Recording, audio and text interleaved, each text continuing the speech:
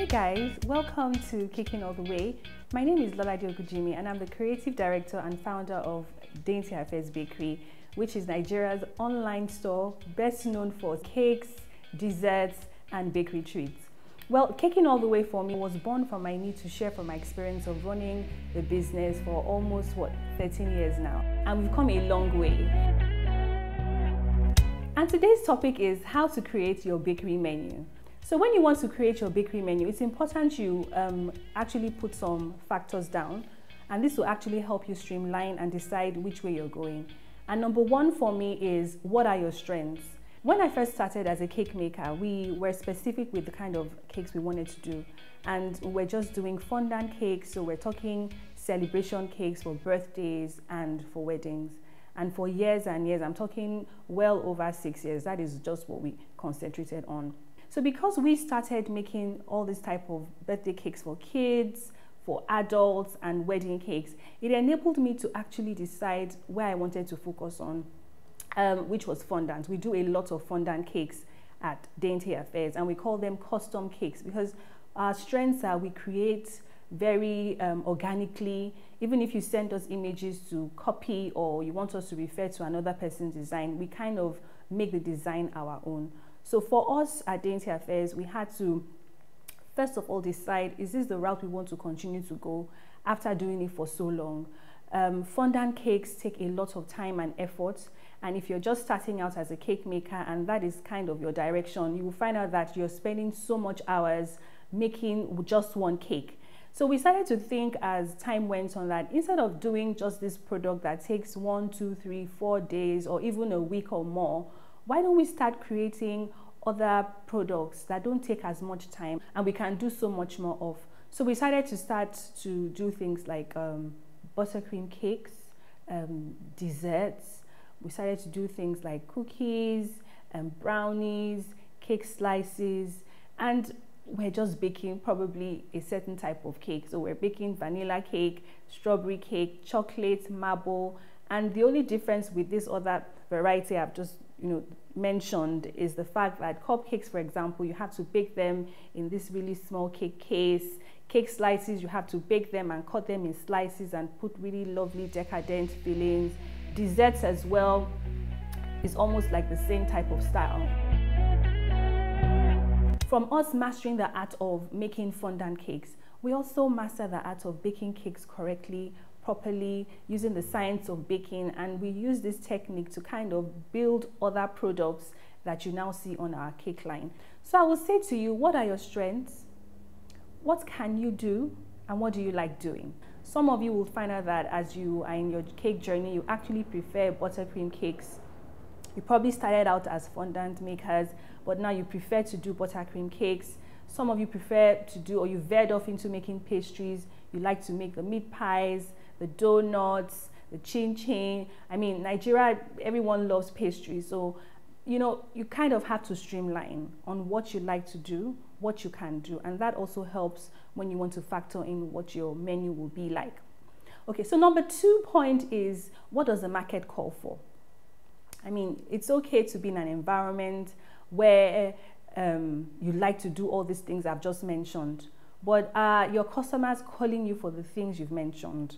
Are they calling you to make birthday cakes for their children, for their spouses, for their friends, for their colleagues? Are they calling you to make wedding cakes? So, I mean, if people are calling you for things like this, you need to kind of streamline your menu towards this type of thing, because anyway, you're not going to bake all these things for yourself. People have to buy it. For us at Dainty Affairs, we actually like to create a love for the things that we want to do.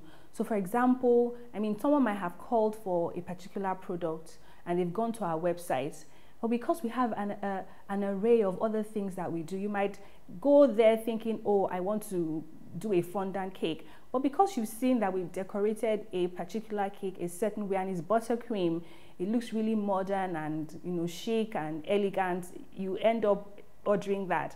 So I tell my staff, when clients call us, they call us as people who don't know anything about cakes. All they want is a delicious and beautiful cake to bake.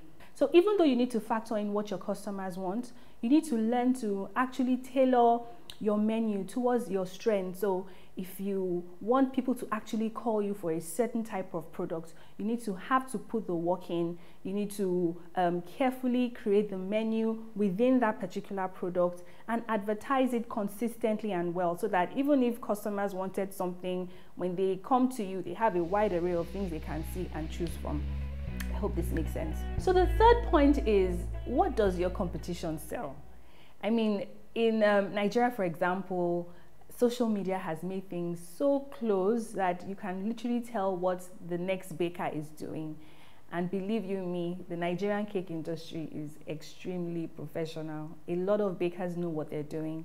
So if you're going to come into a space where so many people are doing exactly what you want to do, you need to find out how you can, set yourself apart. What is the gap? What are all these people doing, these other bakeries and professional cake artists doing that, you want to particularly fill a gap for? Or you could say, maybe you want to tailor your products towards the feed farm. So you want to do vegan cakes or vegan cookies, or you want to do low sugar or honey cookies. You just need to find out what is missing in the market and that your competition is not doing, and try and do it. And if you want to actually do what the competition is doing, I mean, that is a lot to think about. You need to do things differently. What is your branding like? What is your packaging like? What is your customer care like? So you need to kind of set yourself apart from the competition. So you want to introduce other interesting flavors. You don't kind of cocoon yourself and all you're doing is vanilla, red velvet, chocolate. What happened to caramel? What happened to tiramisu? What happened to red, what's it called now? White velvet, blue velvet. I mean, give yourself a go. Think out of the box and, use that opportunity to create a need for what you're doing. People normally like things that are fresh, and people like things that are beautiful. So you want to think about these things when you're kind of streamlining. So don't allow your competition to be an issue for you.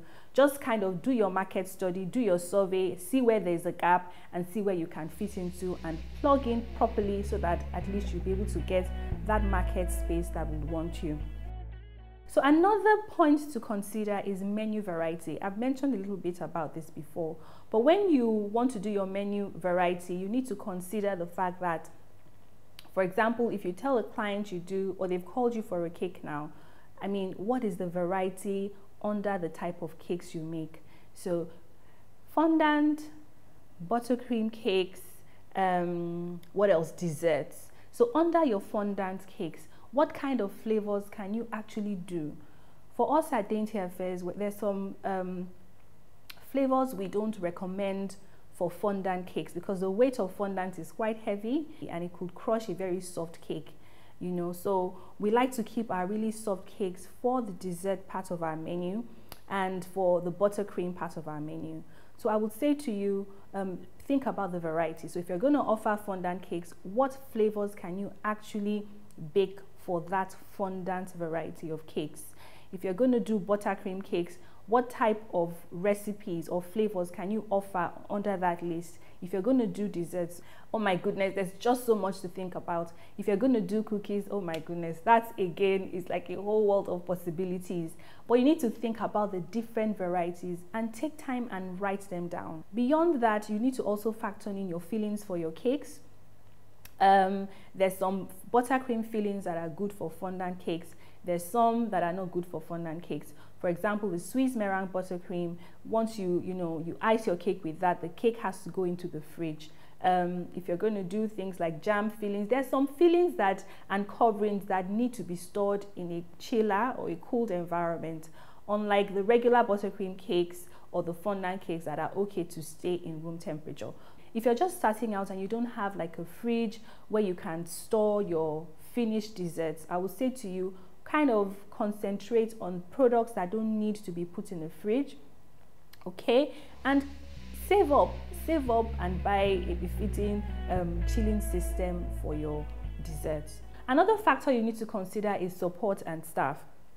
It's okay to have all of this beautiful cake menu in your mind, but do you have enough resources to actually cater for it? All right. So for example, if you want to start doing pastries is very laborious. You need to wake up at a particular time in the day to start it. If you're working all by yourself or you don't have a lot of staff, you need to consider that. It's very important. But if you work in a retail store and you have like a shift system, you would already know that some of your staff have to resume very early at a particular time to start the process of making the pastries, because people like pastries in the morning and they like it hot. You don't want people walking into your store and the pastry is cold. So you need to factor support. Support is very important. A very important point also is pricing. When you're starting out as a home baker, pricing matters a lot. You need to carve a niche for yourself. While there's so many people doing the same thing that you're doing, don't allow your pricing to kind of cripple you. Whether you want to cater to the mass market or you want to cater to a very percentage few, you need to first of all understand which side of the spectrum you want to be. This will help you in your pricing. You can't want to create a very delicate, beautiful, custom handmade cake that takes you a whole week to make, and you price it as if you're giving it to the mass market. No. So once you've streamlined on the kind of menu you want to create, make sure you write them down. Describe them properly, very short description. You don't need anything long. Make sure you have pictures to back them up and put the appropriate prices. And with these prices too, you can actually then put it for the world to see and put a link on your website or on social media whereby the clients can actually meet you. And then you can convert your clients. So thank you for joining me today again on Caking All the Way. See you soon next time. Bye.